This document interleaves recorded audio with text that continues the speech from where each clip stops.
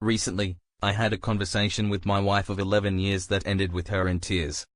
It was a stark reminder of a similar incident from 3 years ago when I was on the brink of losing my job. Back then, my wife, Liza, whose full name is Elizabeth, was so distraught at the thought of me missing our anniversary that she insisted I come home immediately.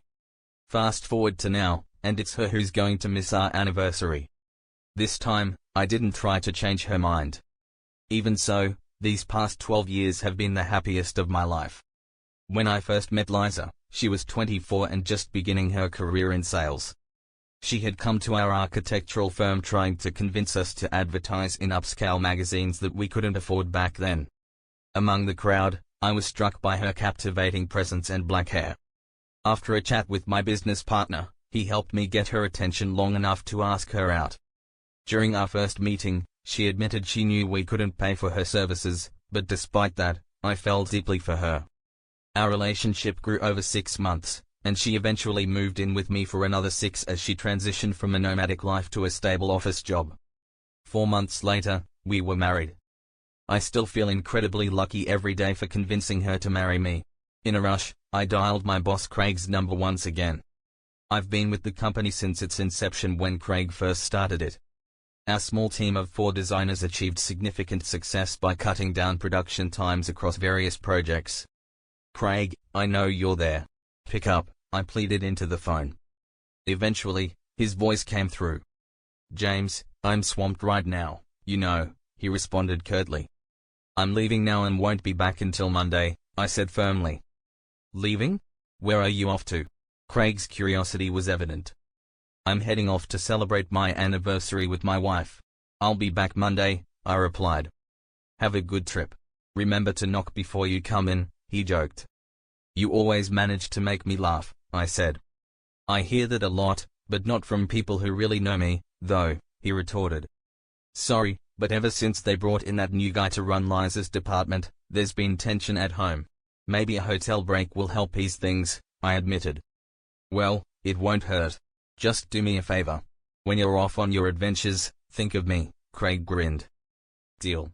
See you Monday," I responded. After hanging up, I asked Craig's secretary, Laura, for a favor. She was skilled at sorting things out, and I needed a plane ticket. After a quick chat with her, I headed home to pack. While packing my suitcase, the phone rang. "You've got 45 minutes to get to the airport for security. The ticket's waiting for you at the counter in your name," Laura informed me. She had arranged a return flight for Sunday afternoon at 1:30 p.m. Unfortunately, Liza's hotel was fully booked, so she secured a room 2 blocks away. "Safe travels. See you Monday," she said.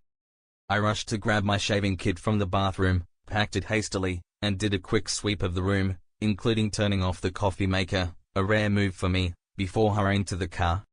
Over the years, I'd found several shortcuts to speed up my trips. Despite my fast driving, I reached the flight with plenty of time. After check-in, security, and boarding, I finally settled into my seat on the plane. I put on my headphones and played some music. As a nervous flyer, music helps me relax and stay calm. 3 hours into the flight, I was jolted awake from a pleasant dream about Liza by a gentle tap on my shoulder.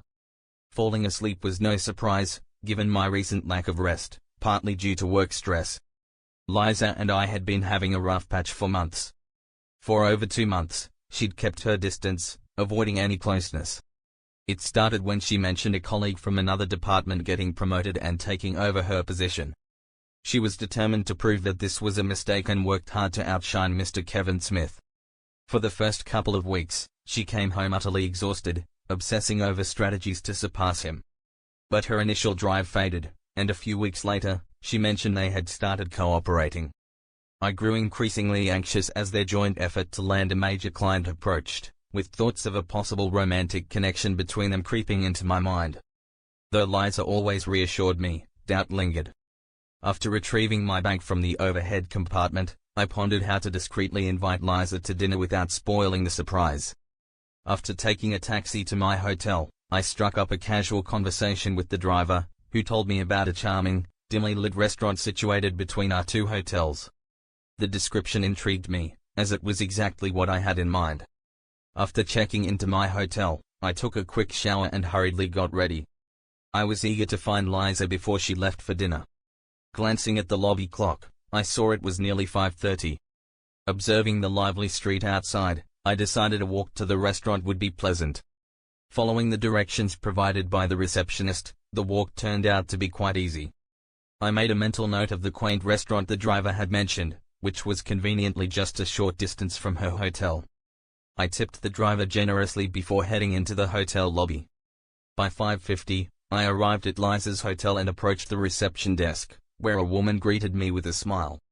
"Hello," I said warmly. "I'm James Wilson.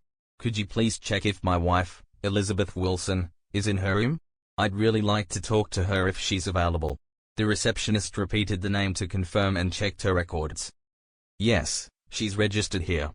Let me see if she's in her room right now." She dialed the room number, and after a moment, turned back to me with an apologetic expression. "I'm sorry, but there was no answer.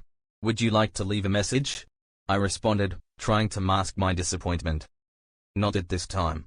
I was hoping to surprise her since our anniversary is tomorrow. I'd really appreciate it if you could keep this conversation to yourself." She nodded reassuringly. "No problem, sir. I won't mention it. I wish you a wonderful day tomorrow. Thank you. I'm off to a restaurant now. Maybe luck will be on my side," I said, giving her a polite farewell before heading out.